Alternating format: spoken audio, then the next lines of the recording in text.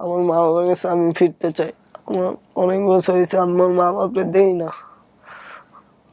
নাম কি তোমার ভাই? রাব্বি। বাবার নাম কি? রেজাউল করিম। মায়ের নাম? মায়ের নাম জীবন। বড় ভাইয়ের নাম কি? বাবু। বোনের নাম রিমা। আমার বোনে স্কুলে পড়তো। স্কুলের নাম হয়েছে কাটাখালী স্কুল, ওই বন্দরটিলা স্কুলে পড়তো। তোমার হারিয়ে যাওয়ার জায়গাটা হচ্ছে চট্টগ্রাম বন্দর টিলা বাজার। জি। বাপের বাড়ি কই? গোপালগঞ্জ। তোমার মা চাকরি করতো চট্টগ্রাম বন্দর টিলা ইউনিক গার্মেন্টসে। জি। নানা বাড়ি? চাঁদপুর। চাঁদপুর। তোমার খালাতো ভাইয়ের নাম কি? আলামিন। আলামিন। ওরা চট্টগ্রামের বন্দর টিলাতে ভাড়া থাকতো। বয়স 18 হয়েছে? জি। হ্যাঁ।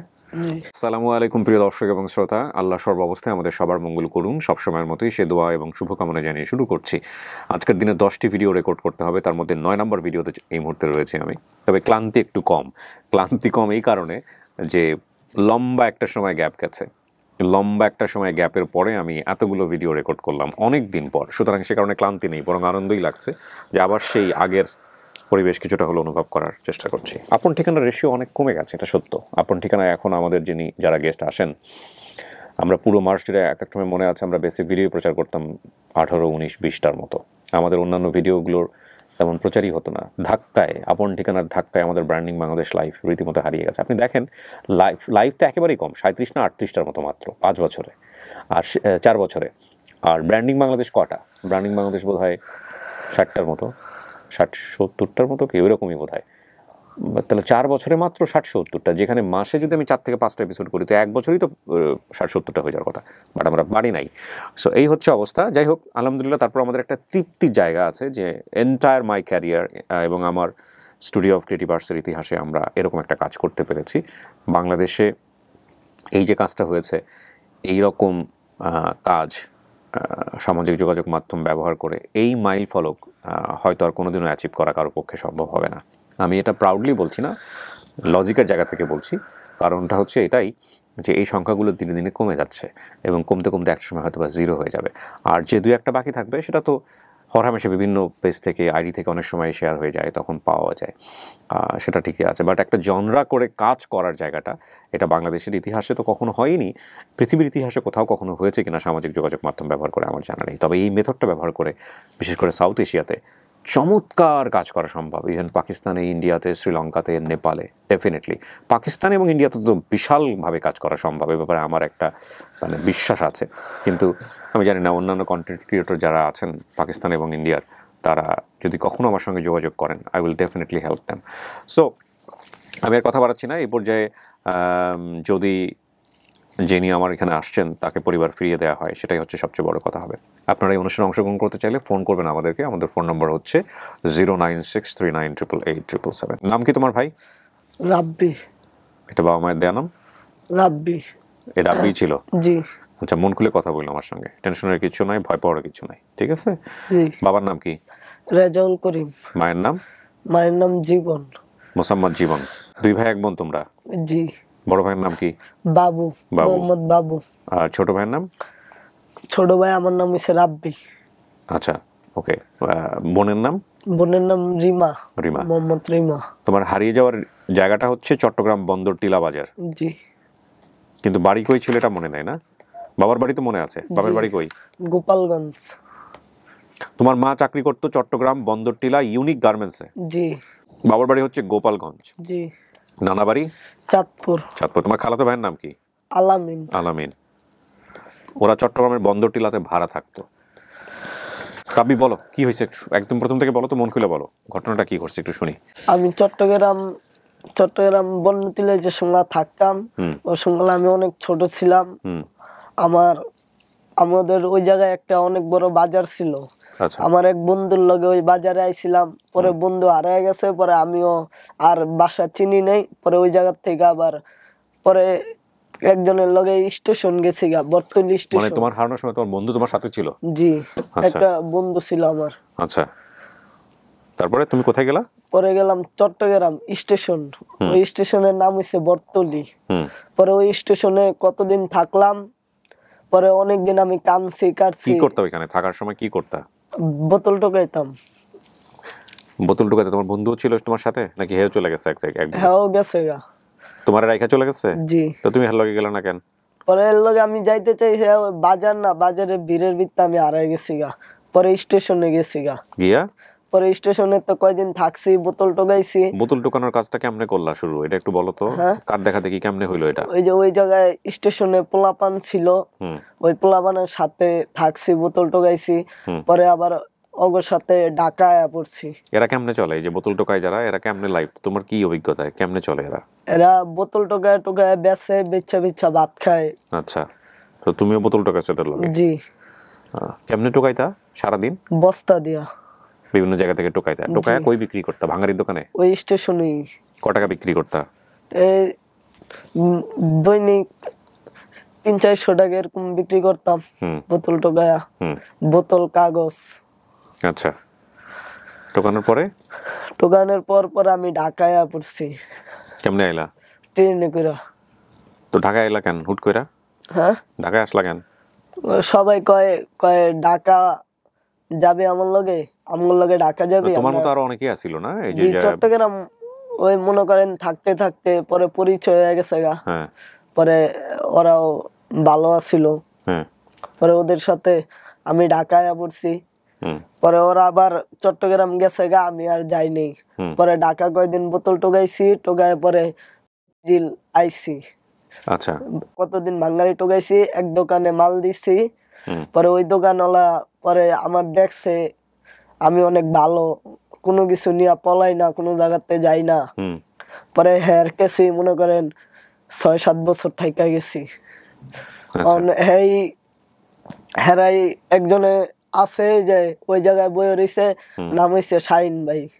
হ্যাঁ, পরে আপন ঠিকানায় ফোন দিছে। তারপর মনে করেন বাঙ্গারি মুঙ্গারি টোকাই না। এই নিচে আরেকজন আছে, নাম হইছে রাশেদ। হের দোকানই থাকি এখন। ওই হের দোকানই, হ্যাঁ আমার অনেক আদর করে। হের বাসায় যায় খাওয়া দাওয়া করি। আচ্ছা, তারপরে হের কাছে সবকিছু মনে করেন আদর মমতা সবকিছুই পাইছি। কে আইছে তোমার লগে আজকে? আজকে আইছে 3 জন। এই 3 জন কারা? আমার মহাজন, আর এই যে শাহিন ভাই, আর আরেকজন আইছে। এই মহাজন তোমারে চিনে কত বছর? অনেক বছর, 6-7 বছর চিনে আমারে। এই মহাজনের লগে তুমি থাকো? হ্যাঁ। কি কাজ করো? ওই বাঙ্গাইর দোকানে মালটাল বাসি, বোতল বোতল বাসি। হ্যাঁ। আচ্ছা, আর তোমার এই শাহিন ভাইও আসছে? জি। আচ্ছা, তো তুমি আসলে কি ফিরতে চাও নিজের বাপ মায়ের কাছে? আমার মা বাবার কাছে আমি ফিরতে চাই। আমার অনেক বছর হয়েছে, আমার মা বাপরে দেই না। হ্যাঁ, দাঁড়াও একটু কথা বলি। ওনার সাথে যে দুজন আসছে, শাহিন আর মহাজন, দুজনকে নিয়ে আসেন একটু। নিচে যে আছে তাকে, কে নিচে আছে? নিচে আছে ওই যে 2 জন দেখবেন বইয়া রইছে, শাহিন আর মহাজন। একজন লেবেল রাশেদ ভাই। কোন রাশেদ ভাই মহাজনকে লাগবে, মহাজন যার সাথে কাজ করে। নিচে আমি আমার মা বাবার কাছে আমি ফিরে যাইতে চাই। আচ্ছা, অনেকদিন হয়েছে আমার মা বাবার কাছে আমি যাই না। বাবার কথা কিছু মনে পড়ে? মায়ের কথা কিছু মনে পড়ে? চেহারা বা দেখতে কেমন আছিল? আমার মা সুন্দর ছিল, আমার বোনও সুন্দর ছিল। আমার আব্বা কালো, আমার ভাই কালো, আর আমি কালো। তোমার বাবা কি করতো? আমার বাবা রঙের কাজ করতো। রঙের কাজ করতো। আমার ভাইও রঙের কাজ করতো আমার আব্বুর লগে। আমার বোনে স্কুলে পড়তো। স্কুলের নাম হইছে কাটাখালী স্কুল, ওই বন্দরটিলে স্কুলে পড়তো। তাই নাকি? এটা তো খুব ইম্পর্টেন্ট তথ্য। কি স্কুল? কাটাখালী স্কুল। কাটাখালী স্কুলে তোমার বোনের নাম কি? আমার বোনের নাম রিমা। এটা কিন্তু খুব ইম্পর্টেন্ট তথ্য। দেখেন, ওর বোনের নাম রিমা, ওর বাবার নাম হচ্ছে রেজাউল করিম। রেজাউল করিম কার নাম? বাবার নাম। কাটাখালী যে স্কুলটার কথা বলছি, স্কুলে গিয়ে খোঁজ করলে কিন্তু বের হয়ে যাবে। আসেন আসেন।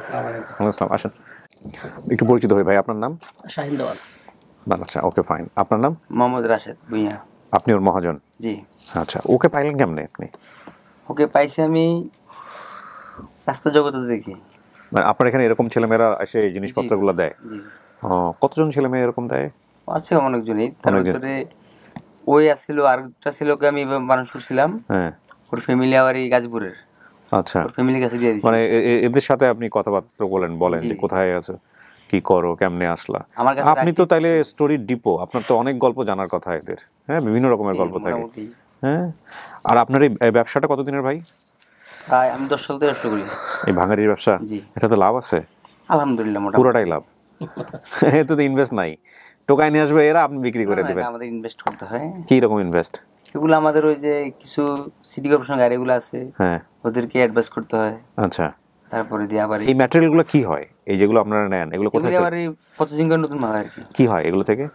যেমন প্লাস্টিক জাতীয় মালগুলো দিয়ে আবার প্লাস্টিক বোতল টোতল হয়, এগুলো হয় আবার বোতল নতুন দিয়ে আবার এই যেমন চায়নাতে যা বোতল যায়, ও লোহা দিয়ে আবার দ্বিতীয়বার লোহা হয়। মানে কেটে কুটে ছোট করে ফেলে, পরিষ্কার করে কেটে কুটে করে ফেলে, তারপর ওইটা থেকে repairing করা চিপস হয়। বলে, ওইটা থেকে আবার বিভিন্ন জিনিসপত্র বানায় সেকেন্ড টাইম।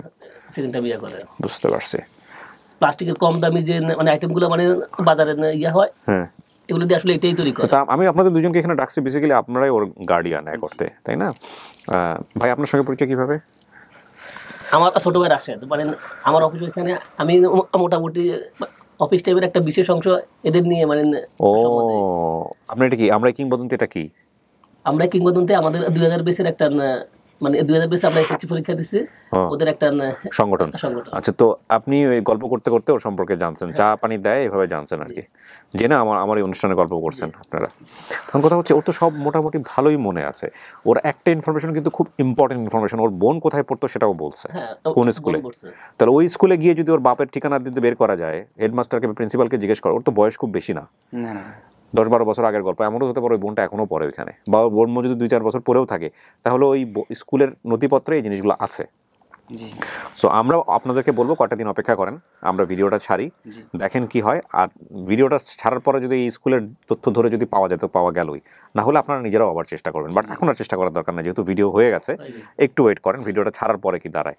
আর আমাদের জায়গা থেকে আরেকটা ব্যাপার থাকবে, যদি পাওয়া যায় ওর ফ্যামিলি আপনাদের সাথে যদি যোগাযোগ করে, বা আপনারা নিজেরা যোগাযোগ করবেন না, এখানে আসলে সামনাসামনি ওর কি প্রতিক্রিয়া দাঁড়ায় জেনে শুনে আমরা সবাইকে জানিয়ে হ্যান্ড ওভার আসছে তো আমরা যোগাযোগ করলে আমরা ডাইরেক্ট চলে করতে পারতাম। আপনাদের এই কথাগুলো আমাদের অফিস থেকে বলবে, তারপর আমি অন স্ক্রিনে বললাম এই কারণে যে এতে শুনে হয়তো অনেকেই সচেতন হবে, এই জন্য বলা আর কি, নাথিং এলস। ঠিক আছে, বাবাকে চিনবা? জি হ্যাঁ বলো। আরেকটা কথা আছে, আমি ছোট থাকতে একেবারে যে সময় শিশু থাকতে আমার খালার কাছে বড় হয়েছিলাম। হ্যাঁ, এগুলো তুমি মনে রাখো। আমার খালারে মা ডাকছি, খালুরে আব্বা ডাকছি। হ্যাঁ, তো তুমি ধরো বাপ মাকে দেখে যদি চিনতে না পারো, জি তাহলে এই গোপন বিষয় যেগুলো তোমার বাপ মার জানার কথা, জি। এই বিষয়গুলো জিজ্ঞাসা করবা, করলে তারা জানবে তুমি জানো, জি তখন মিলাই ফেলবা যে হ্যাঁ এরাই তারা বাপ মা। জি তো ঠিক আছে প্রিয় দর্শক এবং শ্রোতা, যতটুকু তথ্য আমরা পেলাম, আমার মনে হয় এটা একটা বড় তথ্য। আপনারা ভিডিওটা বারবার দেখেন, দেখে এই ছেলেটাকে বের করা যায় কিনা। এবং আমার টিম মেম্বার যারা আছেন তাদেরকে আমি রিকোয়েস্ট করবো, হাতে সময় নিয়ে একটু চেষ্টা করুন, ঠিক আছে? ওর কিন্তু পুরো জীবনটাই পড়ে আছে, হ্যাঁ, এবং সামনের জীবনটা সুন্দর করাটা আমাদের দায়িত্ব। সো একটা ভালো সম্পদের প্রত্যাশা আমরা শেষ করছি। আসসালামু আলাইকুম।